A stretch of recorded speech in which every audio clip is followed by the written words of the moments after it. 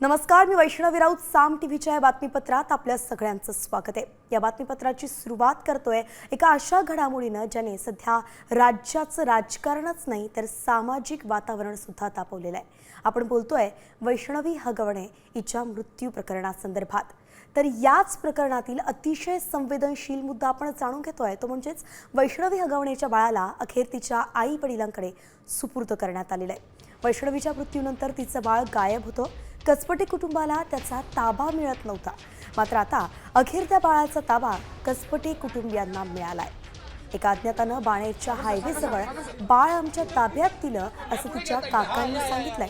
आणि यावेळी बोलतानाच वैष्णवीच्या पालकांनी राजेंद्र हगवणेंना तातडीनं अटक करायची मागणी सुद्धा केलेली आहे.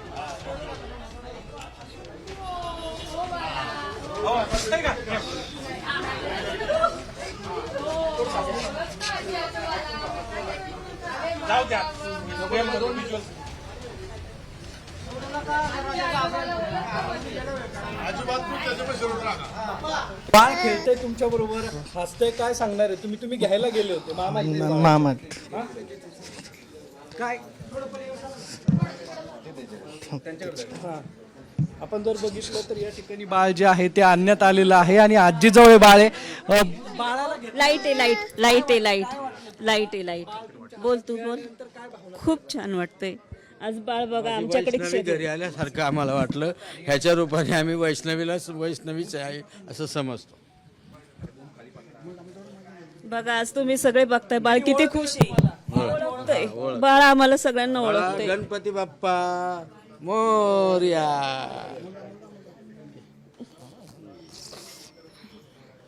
बघा खूप आनंद झालाय. खूप आज आमचं बाळ आमच्या पैसे दिलं. खूप छान. बघा वैष्णवीला विसरलो आणि वैष्णवीच्या रूपाने ह्या बाळाचा आम्ही सांभाळ करणार. हे बाळ आलं म्हणजे आम्ही असं समजतो की माझी वैष्णवी परत आहे.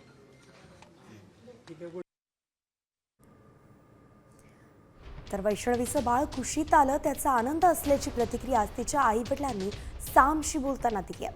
माझ्या लेकीला न्याय द्या अशी मागणीही त्यांनी केली आहे. शिवाय नातू आमच्या सोबतच राहणार आहे, लहानाचं मोठं करू असंही त्यांनी सांगितलंय. तर वैष्णवीच्या आई वडिलांशी बातचीत केली आमचे प्रतिनिधी सागर आव्हाड यांनी. पाहूयात. बाळ मिळाले, बाळाला तुम्ही हातात घेतलं होतं. खूप आनंद झाला मला. माझ्या मुलीचं बाळ आलं त्याच्यात माझं मनापासून समाधान आहे आणि तुमचे सगळ्यांचे आभार आहेत की आमच्या बाळाला एका दिवसात इथपर्यंत पोहोचतं केलं. काय मागणी? आता फक्त त्यांना शिक्षा करा. मुलीला न्याय द्यावा आणि पालकमंत्री दादांनी जे आता सहकार्य केलं असं सहकार्य पुढं करावं.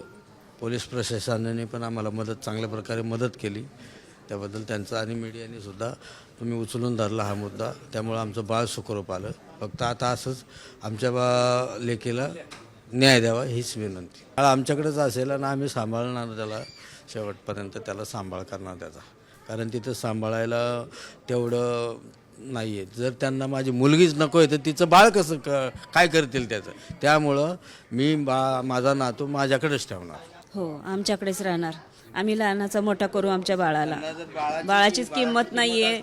ते बायकोला आमच्या मुलीला एवढं त्यांनी हाल करून मारून टाकलं नसतं. त्यामुळं ते जे काय बाळ मिळालं ते आम्ही आमच्याकडेच ठेवणार. हो आमच्याकडेच राहणार बाळ. आम्ही लहानाचा मोठा करू. त्यांनी आमच्या मुलीलाच नाही सांभाळली तर त्या बाळाला काय सांभाळणार आहे. नाही, आम्ही त्या बाळाला नाही त्यांच्याकडे देऊ शकत. खूप त्यांना जन्मठेप किंवा फाशीची शिक्षा द्या. मी तुम्हाला सगळ्यांना विनंती करते. ताईंनी आज आमचं बाळ आमच्यापाशी दिलं, त्यांचे मनापासून आभार करते. पण त्यांना कठोरातली कठोर शिक्षा द्या एवढीच तुमच्याकडे विनंती आहे. तर बाळ आमच्याचकडे राहील असं कसपटे कुटुंबियांनी म्हटलंय. पण हे बाळ कुटुंबियांपर्यंत नेमकं कसं पोहोचलं याबाबत वैष्णवीच्या काकांनी माहिती दिली आहे. अज्ञात व्यक्तीचा आम्हाला फोन आला होता. त्यानं बाणेरच्या हायवेवरती आमच्या ताब्यात दिल्याचं त्यांनी सांगितलंय.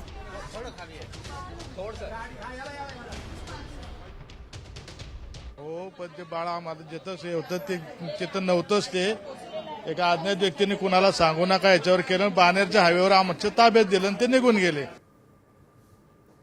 तर हे सगळं झालं ते हुंड्यापायी आणि जे आमिष त्यांना होतं त्यापायी. पण नेमकं वैष्णवीच्या वडिलांनी हगवणे कुटुंबियांना हुंड्यात नेमकं काय काय दिलं होतं हे पण सविस्तरपणे पाहूयात. तर 51 तोळे सोनं दिलं होतं. 7.5 किलोची चांदी दिली होती. चांदीची भांडी देण्यात आली होती. तर फॉर्च्युनर कार सुद्धा गिफ्ट म्हणून दिली होती. 1.5 लाखांचा मोबाईलही देण्यात आला होता. चांदीची मूर्ती सुद्धा देण्यात आली होती. जमीन खरेदीसाठी 2 कोटींची मागणी हगवणेंकडून करण्यात आली होती.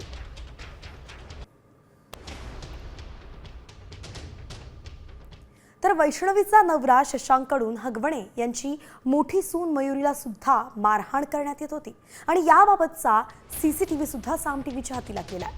हगवणे कुटुंबाच्या छळाचे पुरावे यातून समोर येत आहेत. मयुरी ही मृत वैष्णवीची मोठी जाऊ होती आणि या प्रकरणी पौड पोलिसात गुन्हा दाखल झालाय. हा सीसीटीव्ही आपण पाहतोय. या सीसीटीव्हीमध्ये वैष्णवीचा पती हा त्याच्या वहिनीच्या मागे पळताना दिसतोय.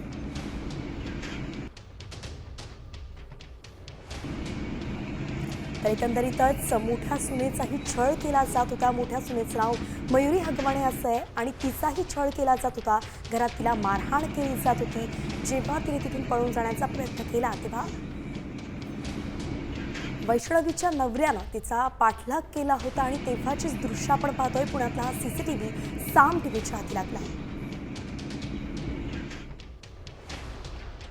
तर वैष्णवीच्या आत्महत्येनंतर हगवणेंची मोठी सून सुद्धा आता कॅमेऱ्यासमोर आलेली आहे, माध्यमांसमोर आलेली आहे. कुटुंबाकडून आपल्याला मारहाण होत असल्याचा आरोप तिनं केलाय. पोलिसांत गुन्हा सुद्धा दाखल आहे. मात्र राजकीय दबाव असल्यानं अनेकदा कारवाई झाली नाही असंही मयुरी जगतापनं म्हटलेलं आहे. मयुरी जगतापशी बातचीत केली आमचे प्रतिनिधी सचिन जाधव यांनी. पाहूयात त्यांच्या भावना काय.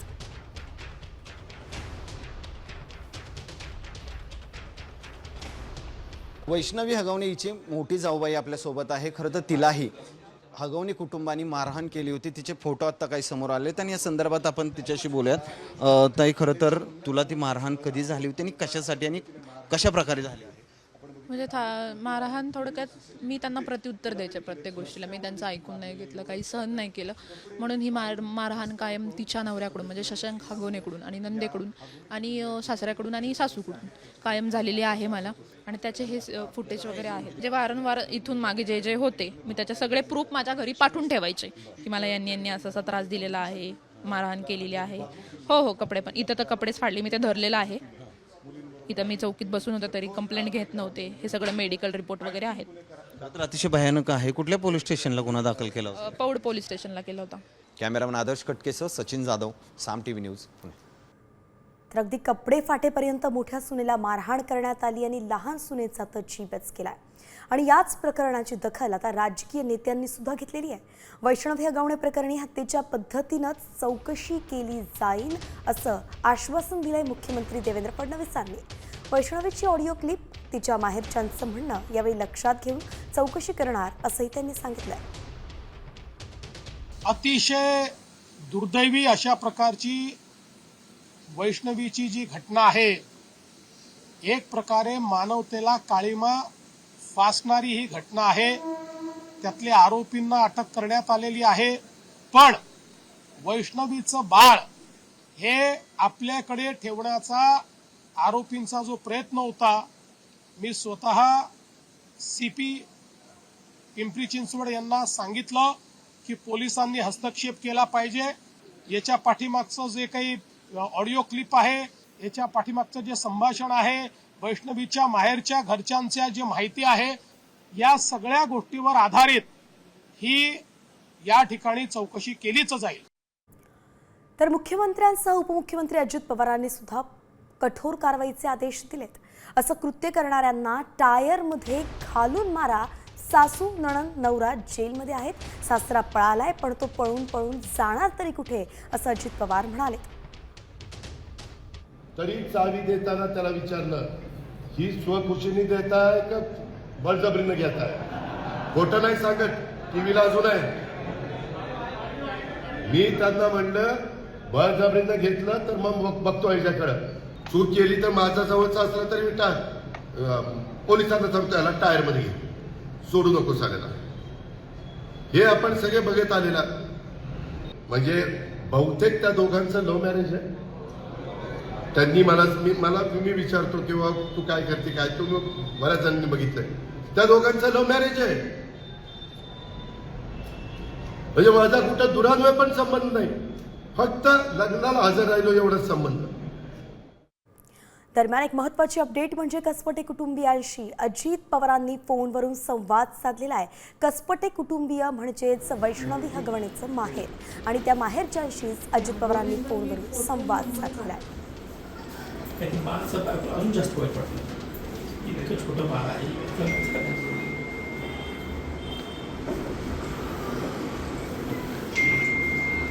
दृश्य आपण पाहतोय ज्यावेळी कसपटे कुटुंबियांशी अजित पवार यांचं फोनवरून संभाषण सुरू होतं. त्यांनी संपूर्ण प्रकरण जाणून घेतलं आणि आरोपींवरती कठोर कारवाई केली जाईल असं आश्वासन यावेळी अजित पवारांनी दिलं आहे. शिवाय जे फरार आहेत त्या दोघांनाही लवकरात लवकर पकडलं जाईल असे अजित पवार म्हणाले.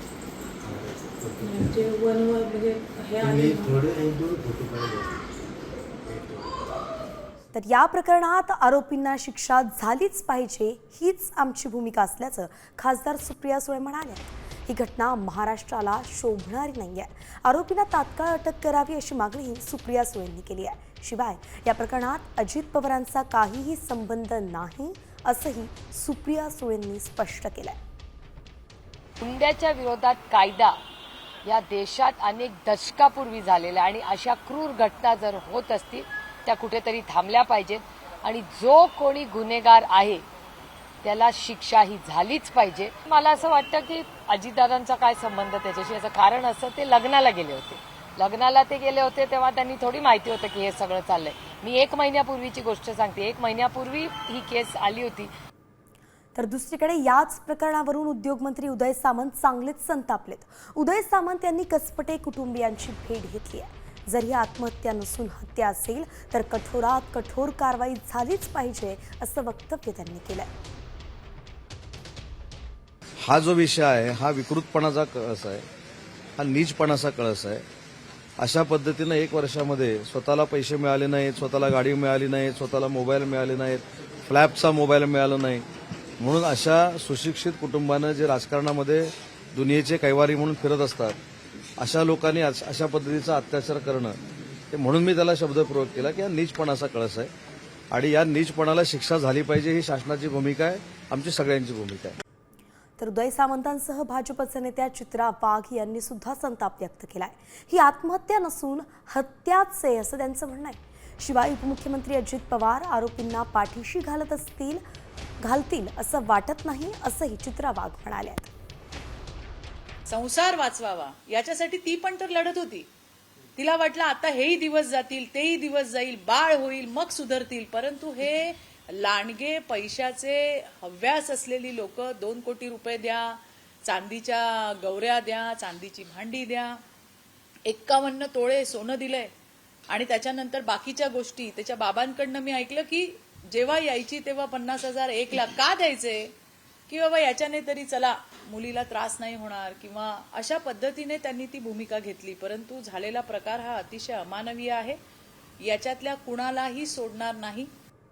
तर या प्रकरणाची राष्ट्रीय महिला आयोगानंही दखल घेतली आहे. राष्ट्रीय महिला आयोगाच्या अध्यक्षा विजया रहाटकर यांनी महाराष्ट्राच्या पोलीस महासंचालकांना पत्र लिहिलेलं आहे. पोलिसांनी निष्पक्ष तपास करावा अशा सूचनाच आयोगानं दिल्या आहेत. तर राष्ट्रीय महिला आयोगानं नेमकं काय म्हटलंय पाहूयात. वैष्णवी हगवणे मृत्यू प्रकरणाची राष्ट्रीय महिला आयोगाने दखल घेतली आहे. अध्यक्षा विजया रहाटकरांचं राज्याच्या पोलीस महासंचालकांना पत्र दिलं आहे. तर पोलिसांनी निष्पक्ष तपास करण्याच्या सूचना या पत्रातून देण्यात आल्या आहेत. आरोप खरे असेल तर सर्व आरोपींना तात्काळ अटक करावी असं सांगण्यात आलंय.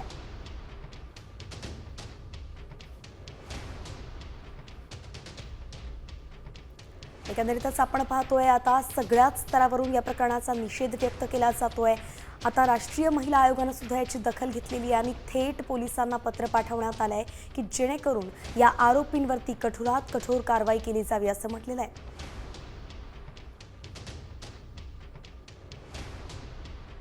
दरम्यान एक मोठी बातमी आपण पाहतोय. वैष्णवी हगवणेच्या आत्महत्येला आठवडा उलटला तरी मारेकरी अजूनही मोकाटच आहेत. पुणे पोलीस नक्की करतायत तरी काय असा सवाल आता उपस्थित केला जातोय. फक्त वैष्णवीचा पती शशांक, सासू लता हगवणे आणि नणंद हगवणेला अटक केली गेलेली आहे. पण सासरा राजेंद्र हगवणे आणि मोठा दीर सुशील हगवणे अजून सुद्धा मुकाटच आहे. म्हणून पुणे पोलीस या प्रकरणात कुणाला वाचवण्याचा प्रयत्न तर करत नाहीत ना, असा सवाल आता विचारला जातोय.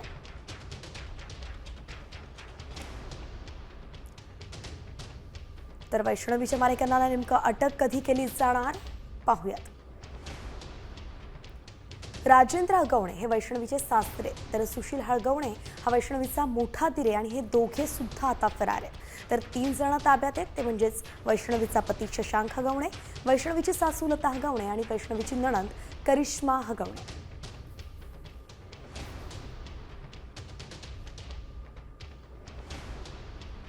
दरम्यान या संदर्भात काँग्रेसचे नेते विजय वडेट्टीवार यांनीही आपली प्रतिक्रिया दिली आहे. पाहूयात ते काय म्हणाले. आता मला आमच्या रुपालीताई चाकणकर काय कारवाई करतात, त्या कारण त्या सुद्धा महिला आयोगाच्या अध्यक्ष आहेत आणि त्यांच्याच पक्षाचा तो व्यक्ती आहे. एका राजकीय पक्षाच्या प्रमुख माणसानी अशा पद्धतीनं हुंड्यासाठी त्या बिचारी 9 महिन्याचं बाळ असलेल्या तिचा खून करावा, ही खूनच आहे. हा ती आत्महत्या नसून तो खूनच आहे आणि ते हुंड्यासाठी 2 कोटी रुपयाच्या हुंड्यासाठी केल्याचा तो छळ होता. छळातून ती सुसाईड केली. मग यावर काही कडक धोरण आणि कायदे पुन्हा त्यामध्ये काही बदल करायची गरज असेल तर केलं पाहिजेत आणि अशा नालायक लोकांना कडक शिक्षा झाली पाहिजेत. आणि यानंतर बुलेटिनमध्ये आपण मान्सूनची खबरबात या विशेष सेगमेंटकडे वळतोय. तर सगळ्यात मोठी बातमी पाहतोय, महाराष्ट्रात चक्रीवादळासारखी परिस्थिती निर्माण झाली आहे. होय, कर्नाटक आणि गोव्याजवळ समुद्रात चक्रीवादळाची स्थिती आहे आणि म्हणून कमी दाबाचं क्षेत्र निर्माण झालंय.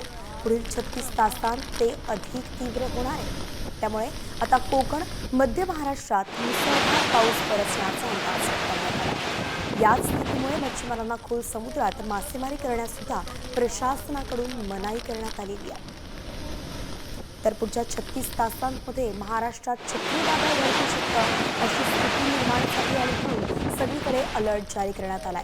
खरं तर समुद्रात मासेमारी करण्यासाठी, खोल समुद्रात मासेमारी करण्यासाठी जे मच्छीमार जातात त्यांना सुद्धा प्रशासनानं मनाई केली की त्यांनी समुद्रात उतरू नये. सकाळी 8:30च्या निरीक्षणानुसार उत्तर कर्नाटक गोवा किनारपट्टीपासून पूर्व मध्य अरेबियन सीमध्ये जे सायक्लॉनिक सर्क्युलेशन होतं त्याच्या प्रभावामुळे एक कमी दाबाचं क्षेत्र तिथंच तयार होत आहे. पुढच्या 12 तासामध्ये, पुढच्या 36 तासामध्ये ते अजून तीव्र होऊन ते उत्तरेकडे सरकण्याची शक्यता आहे. त्याच्यामुळे महाराष्ट्राचं कोकण रिजन, मध्य महाराष्ट्राचा घाट रिजन इथं आपल्याला मेघगर्जनेसह मुसळधार पावसाची शक्यता आहे. सोबतच काही ठिकाणी वाऱ्याचा वेग 30 ते 40 किलोमीटर इतका पण असण्याची शक्यता आहे. त्याच्यामुळे मच्छीमारांना इशारा दिला गेला आहे की समुद्रात जाऊ नये. तर मुंबईकरांसाठी महत्त्वाची बातमी म्हणजे मुंबईत रात्रभर पावसानं हजेरी लावल्यानंतर आता पावसानं विश्रांती घेतली आहे. शहर आणि उपनगरात आता सुद्धा वातावरण ढगाळच आहे. संध्याकाळनंतर पुन्हा मुसळधार पावसाचा इशारा हवामानशास्त्र विभागाला दिलाय. ढगांच्या गडगडाटासह पाऊस बरसणार असाही अंदाज आहे. आपण पाहतोय मुंबईत दिवसभर ढगाळच हवामान राहील असं सांगण्यात आलंय. मुंबईत संध्याकाळनंतर मुसळधार पावसाचा इशारा देण्यात आलेला आहे. विजांच्या कडकडाटासह पाऊस पडण्याची शक्यता आहे. तर संपूर्ण राज्यभरासंदर्भात सांगायचं तर राज्यात आज मुसळधार पावसाची शक्यता आहे. कोकण, पश्चिम महाराष्ट्राला ऑरेंज अलर्ट दिला गेला आहे, तर उर्वरित राज्यासाठी येलो अलर्ट जारी करण्यात आला आहे. आपण पाहतोय ऑरेंज अलर्ट कुठे कुठे आहे. रायगड, रत्नागिरी आणि सिंधुदुर्ग या 3 जिल्ह्यांना ऑरेंज अलर्ट जारी करण्यात आला आहे. त्यांच्यासोबत पुणे, सातारा आणि कोल्हापूरला सुद्धा ऑरेंज अलर्ट आहे. आणि येलो अलर्ट कुणाला दिलाय तर पालघर, ठाणे, मुंबई, नंदुरबार आणि धुळे या जिल्ह्यांना येलो अलर्ट जारी करण्यात आलाय. सोबतच जळगाव, नाशिक, अहिल्यानगर, सोलापूर आणि छत्रपती संभाजीनगरमध्ये सुद्धा येलो अलर्ट आहे. तर जालना, बीड, धाराशिव, लातूर आणि बुलढाणा या मराठवाड्याच्या जिल्ह्यांमध्येही येलो अलर्ट आहे. अकोला, अमरावती, यवतमाळ, वाशिम आणि नागपूरलाही येलो अलर्ट दिला गेला आहे. बातमी मुंबईकरांसाठी महत्त्वाची, ती म्हणजेच मुंबईतील गेटवे ते मांडवा ही प्रवासी जलवाहतूक सेवा येत्या 25 मे पासून बंद करण्यात येणार आहे आणि त्यामुळे प्रवाशांची गैरसोय होणार आहे. पावसाळ्याच्या कालावधीसाठी ही सेवा बंद राहणार आहे. पावसाळा संपल्यावरती हवामानशास्त्र विभागाचा अंदाज जो येईल त्यानुसार बोट सेवा सुरू करण्यात येईल. या काळात भाऊचा धक्का ते मांडवा ही रोरो सेवा मात्र सुरू राहील असं सांगण्यात येत आहे. मेरीटाईम बोर्डाकडून हे सांगितलं गेलं.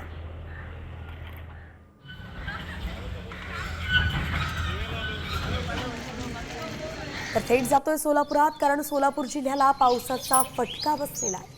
संततधार पावसामुळे आंबा पिकं धोक्यात आली आहेत. आंब्याच्या बागांचं मोठं नुकसान झाल्यानं शेतकरी अडचणीत आलेला आहे. मान्सूनपूर्व पावसानं राज्यातील अनेक भागांत दाणादाण उडवलेली आहे. दृश्य आपण पाहतोय, सोलापुरात प्रचंड नुकसान झालंय. आंबा बागेचं मोठं नुकसान झाल्याचं कळत आहे आणि संततधार पावसामुळे हा संपूर्ण फटका बसल्याचं जाणवत आहे. तर धाराशिव जिल्ह्यात सुद्धा अशीच काहीशी परिस्थिती आहे. धाराशिव जिल्ह्यात झालेल्या अवकाळी पावसामुळे शेतकऱ्यांचं प्रचंड नुकसान झालंय. शासकीय आकडेवारीनुसार आतापर्यंत जिल्ह्यात 300 हेक्टर क्षेत्रावरती नुकसान झालंय. दरम्यान तुळजापूर तालुक्यातील काक्रंबा या शिवारातील शेतकरी नागनाथ भाऊ भांजी यांनी लाखो रुपये खर्च करून जगवलेली पिकंही मातीमोल झाली आहेत. काढणीला आलेल्या भुईमुगाला अवकाळी पावसामुळे आणि त्यामुळे शासनानं शेतकऱ्यांना नुकसान भरपाई द्यावी अशीच मागणी आता शेतकरी करतायत. तर तिकडे कोकणात काय सुरू आहे पाहतोय. कोकणातही गेल्या 3 ते 4 दिवस मान्सूनपूर्व पाऊस चांगलाच बरसतोय. पेरणीयोग्य पाऊस झाल्यामुळे आता शेतकऱ्यांनी नांगरणी भात पेरणीलाही सुरुवात केली आहे. हवामानशास्त्र विभागानं सुद्धा यंदा पाऊस लवकर बरसणार असा अंदाज दिला. त्यामुळे शेतकऱ्यांची शेतीच्या कामाची लगबग कोकणात पाहायला मिळते. खरं तर पाऊस लवकर येणार आहे म्हणून वेळाआधीच भात पेरणी सुरू झाल्याचं आपण पाहतोय. कोकणात शेतीची लगबग सुरू असल्याचं चित्र दिसत आहे. 3-4 दिवस सतत पाऊस पडल्यामुळे आमच्या मनात भीतीचं वातावरण निर्माण झालं होतं. तर पाऊस काय थांबायचं नावच घेत नाही, म्हणून आम्ही हवामान खात्याच्या अंदाजानुसार पाऊस पडल्यामुळे आम्ही हवामान खात्यावर विश्वास ठेवून आज पेरणीला सुरुवात करत आहोत. आम्ही सकाळी आता नांगरणी केली, नांगरणी करून आता पेरणी करतोय. पेरणी झाल्यानंतर आता पाऊस पडेल अशी आम्हाला आशा आहे. तसेच त्याच अनुषंगाने आमचं काम लगबग चालू आहे.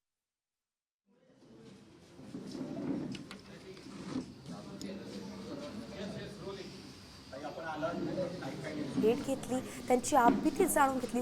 त्यांच्या वैष्णवीच्या कुटुंबासोबत तिचे आईवडील असतील, इतर सगळे जे त्यांचे नातलग आहेत यांच्यासोबत ह्या संपूर्ण घटनेची आम्ही एक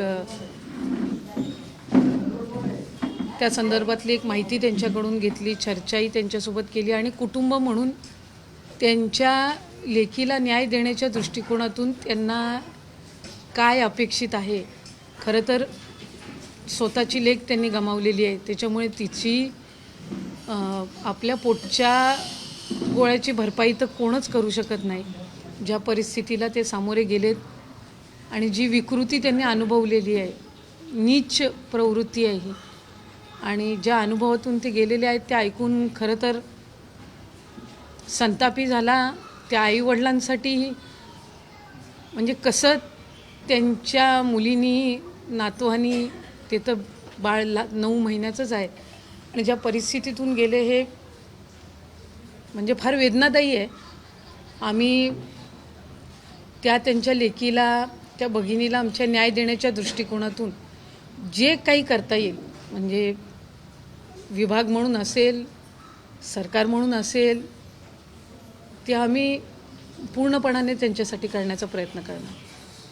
2 दिवस झाले ही घटना घडून, 2 दिवस झाले घटना घडून माध्यमांनी रिपोर्टिंग सुरू केल्यानंतर आज आता पॉलिटिकल टुरिझम सुरू झाले, सगळे नेते यायला लागले.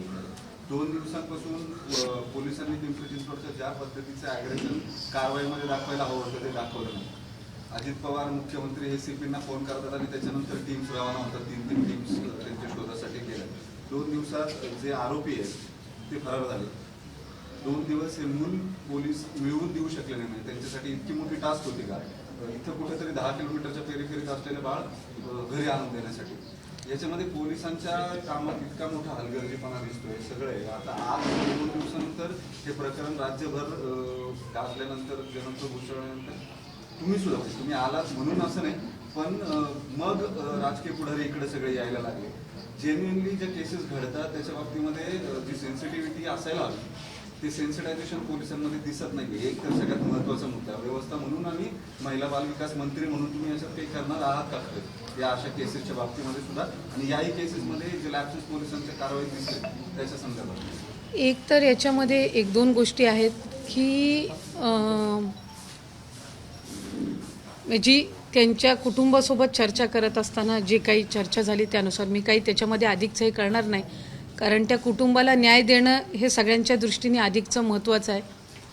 राजकीयदृष्ट्या एक लोकप्रतिनिधी म्हणून किंवा विभागाचं एक प्रतिनिधित्व म्हणून आम्ही येणं हे काही कुठल्या कुटुंबावर किंवा त्यांच्यावर काही आम्ही करत असणारे काही उपकार नाही आहे. एक जबाबदारी त्या निमित्ताने आहे. पण त्यांनी पोलिसांकडे या संदर्भात तक्रार केल्यानंतर जर पोलिसांकडनं कुठली हलगर्जी झालेली असेल तर निश्चितपणाने त्या बाबतीतलं मुख्यमंत्री देवेंद्र फडणवीस साहेब असतील किंवा उपमुख्यमंत्री अजितदादा असतील यांनी सुद्धा या संदर्भामध्ये जी काही योग्य ती कारवाई आहे बारकाईनं ते करतीलच. माझ्या माहितीनुसार आत्ता जी काही तर सुरुवातीला 3 टीम नेमले होते, आता 6 टीम त्याच्यामध्ये नेमण्यात आलेले. 3 जे आरोपी आहेत त्यांना अटक करण्यात आलेली आहे. 2 आणखीन फरार आहेत. तर त्यांना शोधण्याची जी मोहीम आहे त्याच्यासाठी त्यांनी त्या टीम ज्या 6 टीम्स आहेत या त्यांनी नेमलेल्या आहेत. या व्यतिरिक्त ज्या वेळेला 2 दिवसापूर्वी घटना झाली त्यावेळेला साधारणपणे पहिलं आत्महत्या म्हणून ती समोर आली आणि त्याच्यानंतर ज्या वेळेला PM करण्यात आलं, पोस्टमॉर्टम करण्यात आलं, त्यावेळेला त्याच्यामधनं काही बाबी लक्षात आल्या.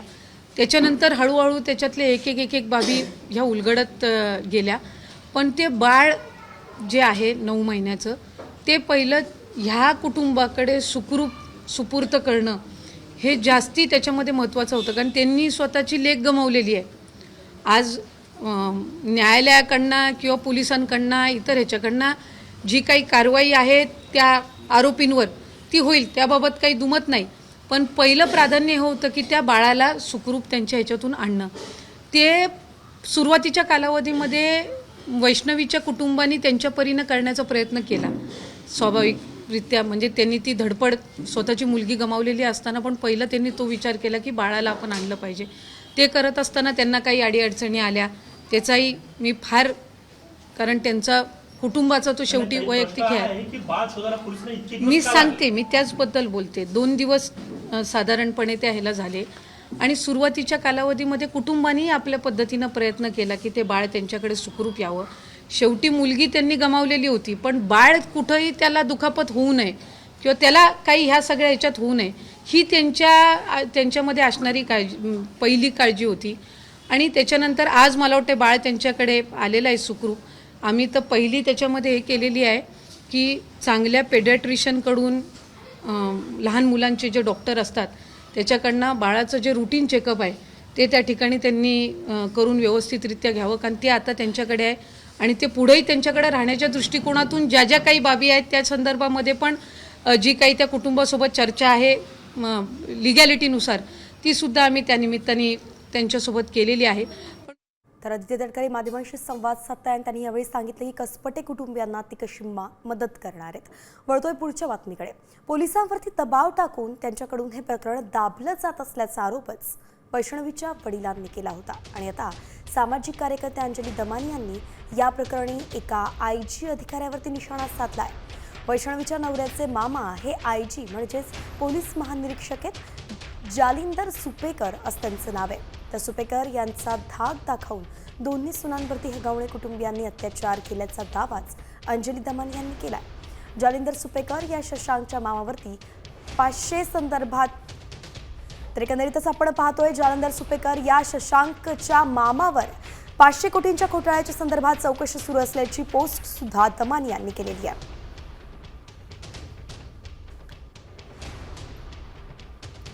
नेमकं काय ट्विट केलंय अंजली दमानी यांनी आपण पाहतोय.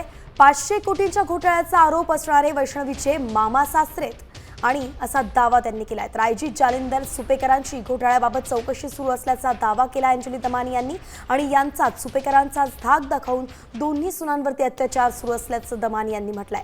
आयजी सुपेकरांचा धाक दाखवून दोन्ही सुनांवरती हगवणे कुटुंबियांनी अत्याचार केला असा मोठा दावा अंजली दमानी यांनी केलाय. ट्विट करत त्यांनी माहिती दिली आहे. दरम्यान सोशल मीडियातील ओळखीतून हनी ट्रॅप सारख्या अनेक घटना आजवर आपण पाहिल्यात. काहीसा असाच एक धक्कादायक प्रकार मुंबईत घडलाय. टेलिग्रामद्वारे ओळख झाल्यानंतर 4 तरुणांनी पीडित तरुणाशी ओळख वाढवली. ग्रुपमध्ये ॲड झाल्यानंतर या ग्रुपमधील गे तरुणांनी पीडित तरुणाला शंकरवाडी परिसरात बोलावून तिथे एका खोलीत या ग्रुपमधील 4 तरुणांनी पीडित तरुणासोबत शरीर संबंध बनवलेत. त्याच्याकडील ATM कार्ड आणि पासवर्ड जबरदस्तीनं घेऊन बँकेतून 41,000 रुपये सुद्धा काढलेत. मुंबईच्या जोगेश्वरी पूर्व भागातील शंकरवाडी परिसरातली ही घटना आहे. तर या प्रकरणात पोलिसांत गुन्हा दाखल करण्यात आलाय. अधिकचा तपास सुरू आहे.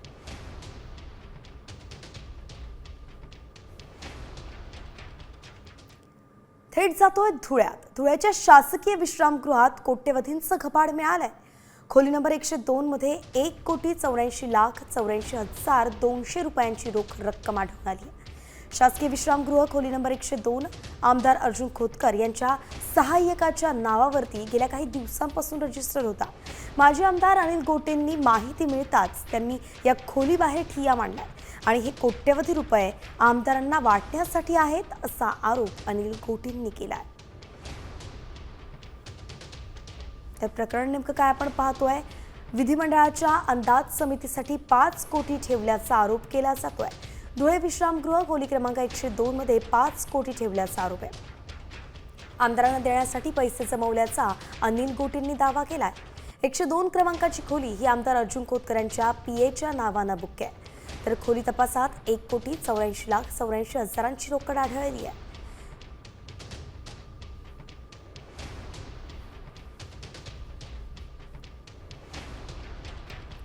तर धुळे शासकीय विश्रामगृह रोकड प्रकरणी SIT चौकशी होणार अशी माहिती दिली आहे खुद्द मुख्यमंत्री देवेंद्र फडणवीसांनी. विधिमंडळ समितीवरती प्रश्नचिन्ह सहन करणार नाही. कोणी पैसे मागितले का तपास होणार असं स्पष्टीकरण फडणवीसांनी दिलंय. विधानमंडळाच्या समितीवर प्रश्नचिन्ह उभं राहणं हे आम्ही कदापि सहन करू शकत नाही. या संपूर्ण घटनेची चौकशी SIT नेमून आम्ही करायचं ठरवलेलं आहे. याच्यामध्ये कोण दोषी आहे, कोणी मागितलेले पैसे आहेत का, विधानसभेचे अध्यक्ष आणि विधान परिषदेचे सभापती या दोघांनाही विनंती करणार आहे की त्यांनीही स्वतंत्रपणे एथिक्स कमिटी गठीत करून या संपूर्ण घटनेची चौकशी करावी. यानंतरची बातमी पंतप्रधान नरेंद्र मोदींसंदर्भात. तर मोदी आज बिकानेरमध्ये आहेत आणि यावेळी नाल इथे हवाई दलाच्या जवानांना ते भेटले आणि एअरबेसवर सैन्याशी संवाद त्यांनी साधलाय. यावेळी ते पहलगामच्या आठवणीनं भावूक झाल्याचंही पाहायला मिळालं. आज पहलगाम हल्ल्याला 1 महिना पूर्ण झालाय. जे आमच्या बहिणींचं सिंदूर मिटवण्यासाठी निघालेले त्यांनाच आमच्या सैन्यानं मातीत मिसळलं असंही यावेळी मोदी म्हणाले.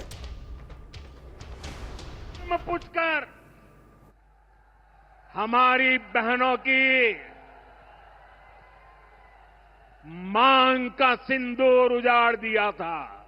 वो गोलियां पहलगाम में चली थी, लेकिन उन गोलियों से 140 करोड़ देशवासियों का सीना छलनी हुआ था. तर राजधानी दिल्लीतून अतिशय मोठी बातमी समोर येते. दिल्लीत घातपाताचा कट रचण्यात आल्याचं कळतंय. पोलीस आणि गुप्तचर यंत्रणांनी हा कट उधळून लावलाय. हे षडयंत्र पाकिस्तानी गुप्तचर संस्था ISIनं रचलं होतं. तर हा कट रचण्यासाठी दिल्लीत आलेल्या 2 हेरांना पोलिसांनी अटक केली आहे. अन्सारुल मिया अन्सारी आणि अखलाक आझम अशी या दोघांचीही नावं आहेत. या कटात सुद्धा पाकिस्तान दूतावासात तैनात असलेल्या दानिशची भूमिका संशयास्पद असल्याचं कळत आहे. तर तपास यंत्रणा या संदर्भातला तपास करत आहे. सध्या पोलीस आणि इतर एजन्सी या दोन्ही हेरांची चौकशी करत आहे.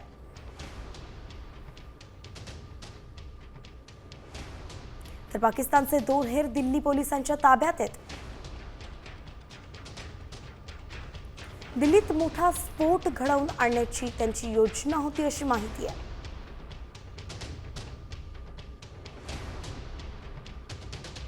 पाकिस्तानी गुप्तचर संस्था ISIनं हे षडयंत्र रचलं होतं अशी माहिती आहे.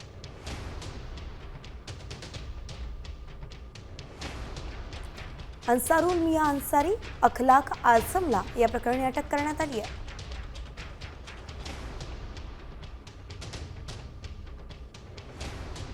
पाकिस्तान दूतावासात तैनात असलेल्या दानिशची संशयास्पद भूमिका या संदर्भात असल्याचं कळतंय. दरम्यान पहलगाम हल्ल्यानंतर भारताच्या कारवाईमुळे अस्वस्थ झालेल्या पाकिस्तानच्या मदतीसाठी चीन, तुर्की आणि अझरबैजान सारखे देश पुढे आले होते. त्यानंतर आता पाकिस्तानसाठी आणखी एक देश पुढे आलाय. तणावादरम्यान इजिप्तनं भारताविरुद्ध पाकिस्तानला पाठिंबा दिलाय.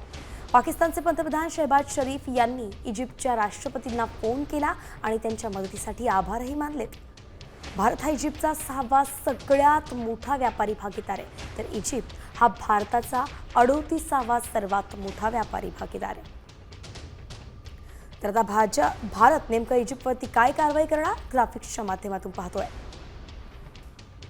इजिप्त भारतासाठी एक मोठी बाजारपेठ आहे. 1978 पासून दोन्ही देशांमध्ये द्विपक्षीय व्यापार करार लागू आहे. 10 वर्षांत दोन्ही देशांमधील आयात आणि निर्यात जवळजवळ 5 पटीने वाढली आहे. अशात भारताची इजिप्तमध्ये $3.15 अब्ज किमतीच्या 50हून अधिक प्रकल्पांमध्ये गुंतवणूक आहे. इजिप्तची भारतामध्ये 37 दशलक्ष अमेरिकन डॉलर्सची गुंतवणूक आहे. तर भारत पाक युद्धविराम माझ्याच मुळे झाल्याचं पुन्हा एकदा अमेरिकेचे राष्ट्राध्यक्ष डोनाल्ड ट्रम्प म्हणालेत. व्यापाराचं कारण पुढे करत आपण हा संघर्ष थांबवल्याचा दावा ट्रम्प यांनी केलाय. ट्रम्प यांनी दक्षिण आफ्रिकेचे राष्ट्रपती सिरिल रामफोसा यांच्यासोबत बैठक घेतली आणि त्यानंतर हा दावा केलाय. काही दिवस आधीच ट्रम्प यांनी या विधानावरून घुमजाव केला होता, मात्र आता पुन्हा एकदा असाच दावा त्यांनी केलाय. त्यामुळे राजकारण तापण्याची शक्यता आहे. Take a look at what we just did with Pakistan and India. We settled that whole thing, and I think I settled it through trade. We're doing a big deal with India. We're doing a big deal with Pakistan. And I said, "What are you guys doing?" You know, somebody had to be the last one to shoot, but the shooting was getting worse and worse, bigger and bigger, deeper and deeper into the countries, and we spoke to them, and I think I hate to say we got it settled, and then 2 days later. तर एकंदरीत आपण पाहतोय भारत आणि पाकिस्तान यांच्यातलं युद्ध मीच थांबवलं असा दावा केला आहे अमेरिकेचे राष्ट्राध्यक्ष डोनाल्ड ट्रम्प यांनी. याआधी सुद्धा त्यांनी असाच दावा केला होता, नंतर त्यावरून घुमजाव केला होता. मात्र आता पुन्हा एकदा त्यांनी हाच दावा केलाय आणि हे अतिशय मोठं वाक्य आहे. त्यामुळे यावरून नक्कीच राजकारण तापेल अशी शक्यता वर्तवली जाते. आणि यानंतर आपण पावसासंदर्भातील घडामोडींचा घेतोय वेगवान आढावा. बुलढाण्यातील सर्वच तालुक्यांमध्ये वादळी वाऱ्यासह मान्सूनपूर्व पावसाची जोरदार हजेरी लागली आहे. त्यामुळे अनेक भागात वीज पुरवठा खंडित झाला. सलग 5व्या दिवशी जिल्ह्यात पाऊस सुरू आहे. दरम्यान वातावरणातील तापमानात कमालीची घटही झाली आहे.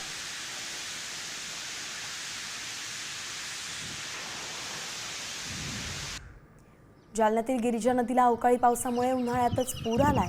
भोकरदन तालुक्यातील हसनाबाद शिवारातून नदी वाहते. गिरिजा नदीला उन्हाळ्यात पहिल्यांदाच पूर आल्याचं गावकऱ्यांचं म्हणणं आहे.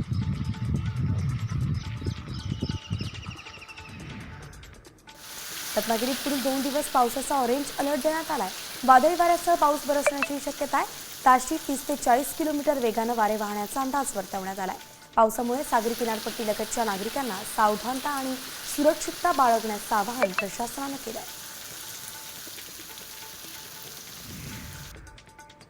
बुलढाणा जिल्ह्यात पडलेल्या अवकाळी पावसामुळे अनेक पिकांचं नुकसान झालंय. काढणीला आलेल्या कांद्यासहच गहू, ज्वारी आणि इतरही पिकांचं नुकसान झालंय. याशिवाय कच्च्या कैऱ्याही गळून पडल्या आहेत. शेतकरी त्यामुळे आर्थिक संकटात सापडलाय.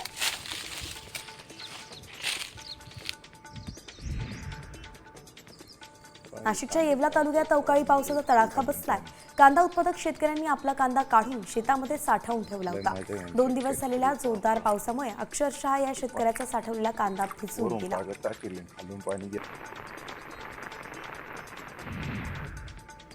जालन्यात मान्सूनपूर्व पावसामुळे शेतकरी हवालदिल झालाय. या पावसामुळे फळबागांसह कांदा उत्पादक शेतकऱ्यांचं प्रचंड नुकसान झालंय. दिगंबर लोढे या शेतकऱ्यानं काढून ठेवलेल्या कांद्याचं पावसामुळे नुकसान झालं आणि त्यामुळे शेतकऱ्याला लाखो रुपयांचा आर्थिक फटकाही बसला. उत्तर सोलापूर तालुक्यात पावसाची जोरदार बॅटिंग पाहायला मिळाली. गेल्या आठवड्याभरात अवकाळी पावसानं दमदार हजेरी लावल्यानं सर्वत्र पाणीच पाणी झाल्याचं चित्र दिसून येत आहे. त्यामुळे पेरणीसाठी बी बियाणं आणि खतांच्या जुळवाजुळवीसाठी शेतकऱ्यांची लगबग वाढली आहे.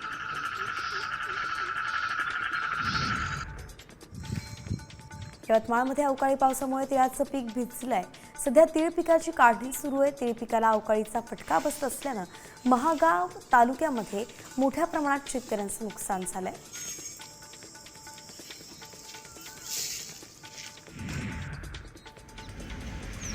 यवतमाळमध्ये पावसामुळे शेतकरी पुन्हा संकटात सापडला.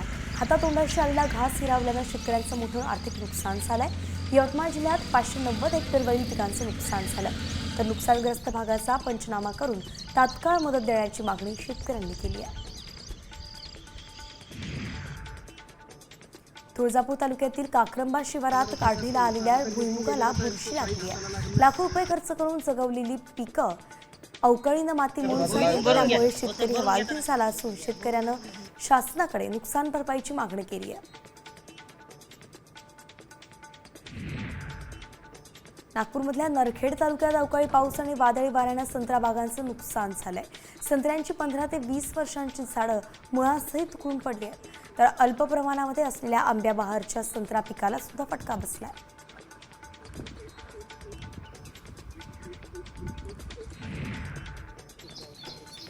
अवकाळी पावसामुळे दक्षिण सोलापूर तालुक्यातील आंबा पिकांचं मोठं नुकसान झालंय. केसर आंब्याचे 5 ते 7 लाखांचं नुकसान झाल्याचं कळत आहे. जिल्ह्यात सतत पडणाऱ्या अवकाळी पावसामुळे शेतकरी राज्यात चांगलाच चिंतेत आलाय.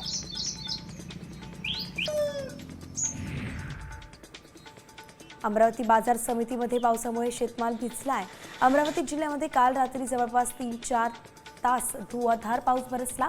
पावसामुळे शेतकऱ्यांचा शेतमाल भिजू नये म्हणून कृषी उत्पन्न बाजार समितीमधून व्यापाऱ्यांना सूचना दिल्या गेल्या. शेतकऱ्यांचा शेतमाल शेडमध्ये उतरवून मग या ठिकाणी लिलाव करावा अशी सक्त सूचनाच दिली आहे.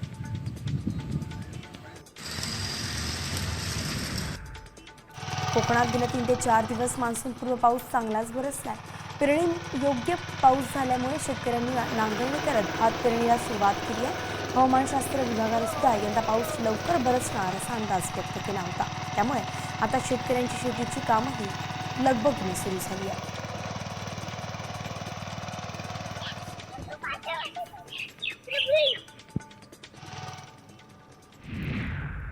बुलेटिनमध्ये थेट जातोय पुण्यामध्ये, कारण पुणे बंगळुरू मार्गावरती दरड कोसळल्याची घटना घडली आहे. सततच्या पावसामुळे कात्रजच्या नवीन बोगद्याजवळ ही दरड कोसळली आहे. सुदैवाने यात कुठलीही जीवितहानी मात्र झाली नाही आहे. सध्या ही दरड हटवण्याचं काम प्रशासनाकडे सुरू आहे. गेले 2 ते 3 दिवस पुणे शहर आणि त्याच्या आजूबाजूच्या परिसरात मान्सूनपूर्व पाऊस कोसळतोय आणि म्हणून या भागामध्ये दरड कोसळल्याचं कळत आहे. या मार्गावरून जाणाऱ्या वाहनधारकांना सावधगिरी बाळगण्याचं आवाहनही करण्यात येत आहे.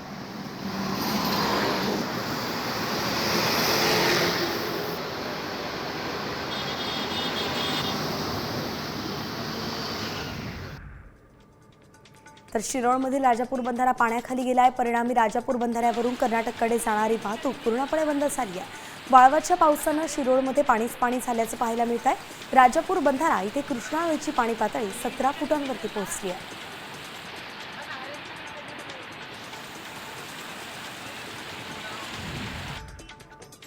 रत्नागिरीत वादळी पावसाच्या इशाऱ्यामुळे जिल्ह्यातील शेकडो मासेमारी नौका बंदरामध्ये दाखल झाल्या आहेत. मासेमारी हंगाम संपायला अजून 8 दिवस बाकी आहे. मात्र हंगामाच्या अंतिम टप्प्यात सुद्धा वादळी पावसाच्या इशाऱ्यामुळे मासेमारी ठप्प झाली आहे. वादळी वाऱ्यासह पावसाचा इशारा दिल्यामुळे मच्छीमारांनी समुद्रात मासेमारीसाठी न जाण्याचं आवाहन केलं जात आहे.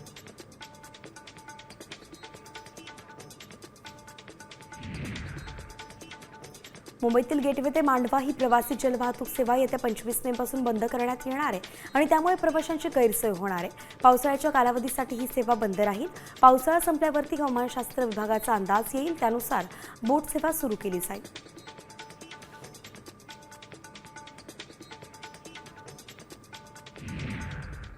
आणि पावसानंतर आता युद्धासंदर्भातल्या काही घडामोडी जाणून घेऊयात. पहलगाम हल्ल्याला 1 महिना पूर्ण झालाय. दहशतवाद्यांचा शोध घेण्यासाठी संयुक्त मोहीम राबवण्यात येते. NIA, स्थानिक पोलीस आणि सैन्य दलाकडून शोध घेतला जातोय. NIAचे प्रमुख सदानंद दातेही तपासावरती लक्ष ठेवून आहेत. पंतप्रधान नरेंद्र मोदी आज बिकानेरमध्ये आहेत आणि यावेळी नाल इथे हवाई दलाच्या जवानांना ते भेटले आणि एअरबेसवरती सैन्याशी संवाद साधला. यावेळी पहलगामच्या आठवणीनं मोदी भावूक झाले. जे आमच्या बहिणींचे सिंदूर मिटवण्यासाठी निघाले होते त्यांनाच आमच्या सैन्यानं मातीत मिसळलं, असे यावेळी मोदी म्हणाले.